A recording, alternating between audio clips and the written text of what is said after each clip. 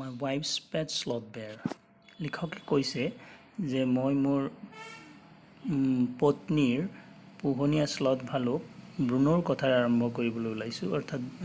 Bruno আছিল লিখকৰ পত্নীৰ পোহনীয়া স্লথ ভালুক I got him for her by accident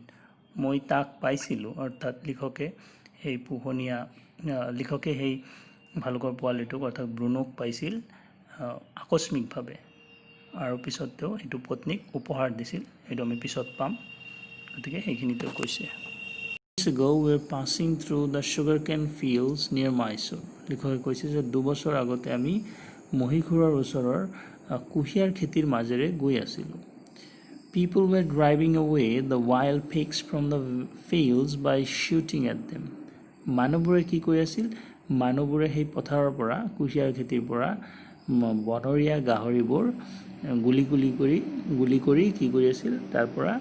খেদি আছিল Some were shot and some escaped তাৰে কিছু ভালুক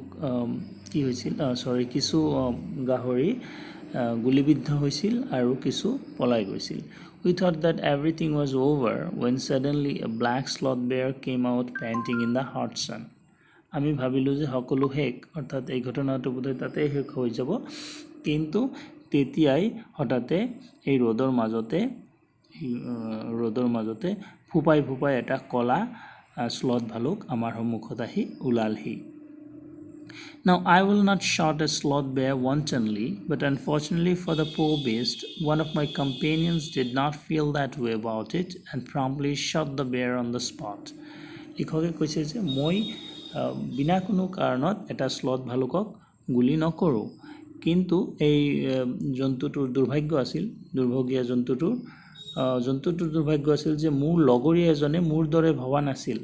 তেখেতে কি কৰিলে লগেই ভালুকটোক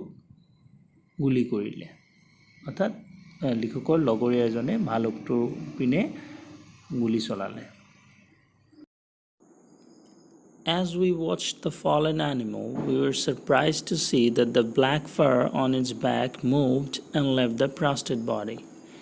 যেতিয়া আমি এই জন্তুটোক পৰি যোৱা দেখিলোঁ মানে গুলি খাই যেতিয়া ভালুকটো পৰি গ'ল তেতিয়া আমি যেতিয়া ইয়াক দেখিলোঁ আমি বৰ সাৰপ্ৰাইজ হ'লো আচৰিত হ'লো এইটো দেখি যে ভালুক এই পৰি যোৱা দেহটোৰ পৰা ভালুকৰ সেই কলা নোমবোৰ পিঠিত থকা কলা নোমবোৰ কি হৈছে লৰচৰ কৰিছে আৰু আতৰি তাৰ গাৰ পৰা দূৰলৈ গুচি গৈছে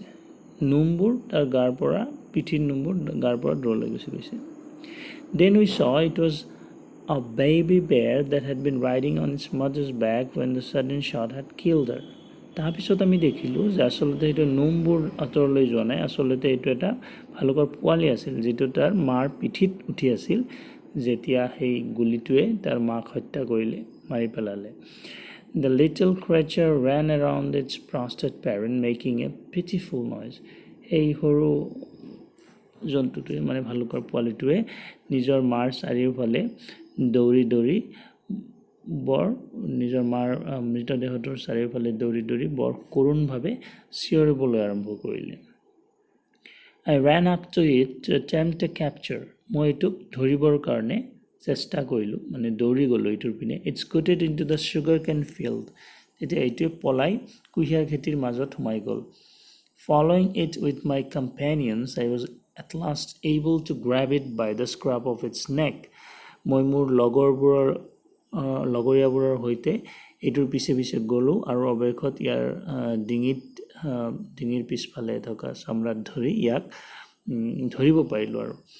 While it snapped and tried to scratch me with its long hooked claws কিন্তু এইটোৱে মোক কামুৰিবলৈ আৰু ইয়াৰ দীঘল যি বেকা নখ আছে সেই নখবোৰেৰে মোক খামুচিবৰ কাৰণে চেষ্টা কৰিলে I put it in one of the gunny bags we had brought and when I got back to Bangalore I duly presented it to my wife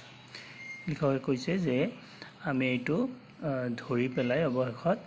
আমি আমাৰ লগত অনা বস্তা এটাত এইটো ভৰালোঁ আৰু যেতিয়া মই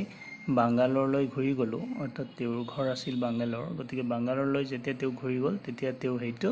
নিজৰ পত্নীক উপহাৰ হিচাপে দিলে She was delighted তাই বৰ আনন্দিত হ'ল She at once put a colored ribbon around its neck, and after discovering the cub was a boy, she christened it Bruno. তাই কি কৰিলে তাই লগে লগেই এটা ৰংচঙীয়া ফিতা এটা এই ভালুকৰ পোৱালিটোৰ ডিঙিৰ চাৰিওপিনে লগাই দিলে আৰু যেতিয়া তাই গম পালে যে এই পোৱালিটো এটা মতা পোৱালি তেতিয়া তাই এইটোৰ নাম ৰাখিলে ব্ৰুনো অৰ্থাৎ লিখকৰ পত্নীয়ে এই উপহাৰ পোৱা ভালুকৰ পোৱালিটোৰ নাম ৰাখিলে ব্ৰুনো এনেকৈ ভালুকৰ পোৱালিটোৰ নাম পৰিল Bruno Bruno soon took to drinking milk from a bottle. সোনকালেই ব্ৰুনোৱে বটলেৰে গাখীৰ খাবলৈ আৰম্ভ কৰিলে It was but a step further, and within a very few days he started eating and drinking everything else. আৰু মাত্ৰ খুব কম সময়ৰ ভিতৰতে ব্ৰুনোৱে সকলো বস্তু আন সকলো বস্তু খাবলৈ আৰম্ভ কৰিলে And everything is the right word. আৰু লিখকে কৈছে যে মই যে কৈছোঁ এভৰিথিং আচলতে মই এভৰিথিং কথাটো একেবাৰে সঠিক শব্দ কাৰণ সি আচলতে এভৰিথিং খাইছিল কি এভৰিথিং খাইছিল সি For he ate porridge made from many ingredients, vegetables, fruit, nuts, meat, especially pork, curry and rice regardless of condiments and chilies, bread, eggs, chocolates, sweets, pudding, ice cream, etc., etc., etc. He পায়স জাতীয় যিকোনো বস্তুৰে বনোৱা পায়স জাতীয় বস্তু শাক পাচলি ফল মূল বাদাম জাতীয় বস্তু মাংস বিশেষকৈ গাহৰি মাংস আঞ্জা তৰকাৰী তাৰপিছত মছলা বা জলকীয়াৰ চিন্তা নকৰাকৈ ভাত তাৰপিছত ব্ৰেড খাইছিল সি এগছ খাইছিল চকলেট খাইছিল মিঠা সুইটছবোৰ মিঠাইবোৰ খাইছিল পুডিংবোৰ খাইছিল মিঠা এক ধৰণৰ খাদ্য পুডিং আইচক্ৰীম খাইছিল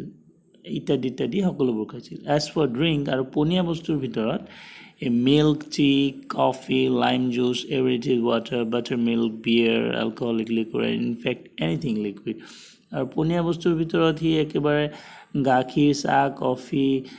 নেমু পানী বা কোল্ড ড্ৰিংকছ জাতীয় যিবোৰ বস্তু আছে বাটাৰ মিল্ক আছে বিয়াৰ হওক মদ হওক আৰু আচলতে যিকোনো লিকুইড বস্তু যিকোনো তৰল বস্তু সি খাই দিছিল it all went down with relish সকলো বস্তু ধুনীয়াকৈ সি খাই দিব পাৰিছিল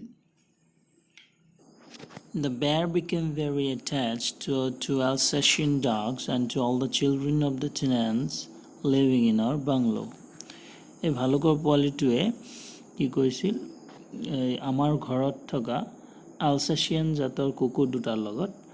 আৰু আমাৰ বাংলোত থকা যিবোৰ ভাড়াটি আছে তেওঁলোকৰ যিবোৰ ল'ৰা ছোৱালী আছে সেই ল'ৰা ছোৱালীবোৰৰ লগত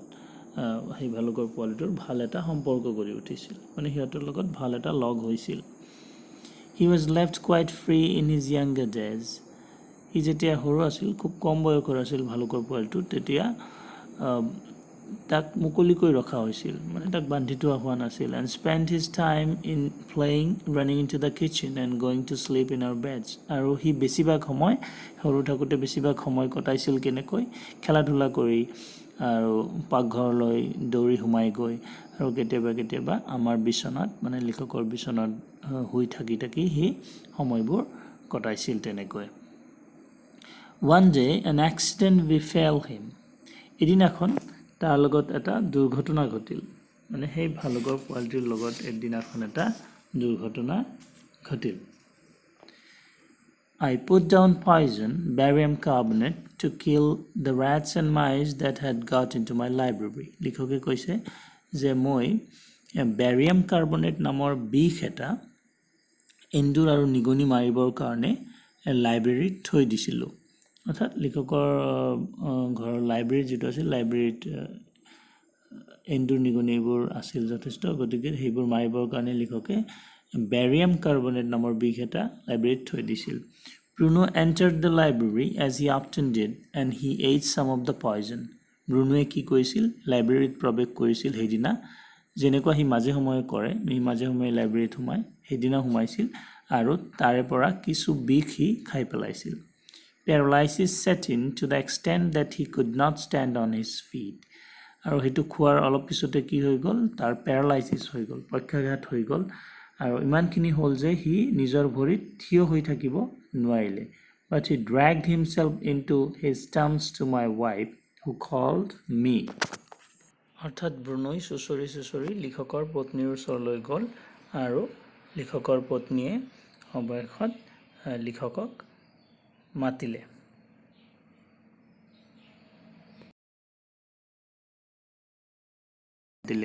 I guessed what had happened লিখকে ক'লে যে মই বুজি পাইছিলোঁ অনুমান কৰিছিলোঁ কি ঘটিছে Off I rushed in the car to the vet's residence মই ততাতয়াকৈ খুব সোনকালে মই পশু চিকিৎসকৰ ঘৰলৈ ব্ৰুনোক লৈ গ'লো গাড়ীত A case of poisoning, tame beer, barium carbonate, what to do? অৰ্থাৎ তেওঁ অৱশেষত এই ঘৰলৈ গ'ল অৰ্থাৎ এই পশু চিকিৎসকৰ ঘৰলৈ গ'ল আৰু তেওঁ ঘটনাখিনি বৰ্ণনা কৰি ক'লে খুব সোনকালে ক'লে যে বিষক্ৰিয়াৰ ঘটনা এটা ঘটিছে এইটো আমাৰ পোহনীয়া ভালুক বেৰিয়াম কাৰ্বনেট খাইছে কি কৰিম ইয়াতে যে শৰ্ট কৈ লিখিছে আজ দিদি তাৰ মানে বুজাইছে যে কথাটো স্পীড বুজোৱা হৈছে কিমান ফাষ্ট কামটো হৈছে সেইটো বুজোৱাৰ কাৰণে ইয়াতে শৰ্ট কৈ লিখা হৈছে এইবোৰ গতিকে এনেকৈ ব্ৰুনোক কি কৰা হ'ল পশু চিকিৎসকৰ ৰেচিডেন্সলৈ ঘৰলৈ লৈ যোৱা হ'ল চিকিৎসা কৰোৱাৰ কাৰণে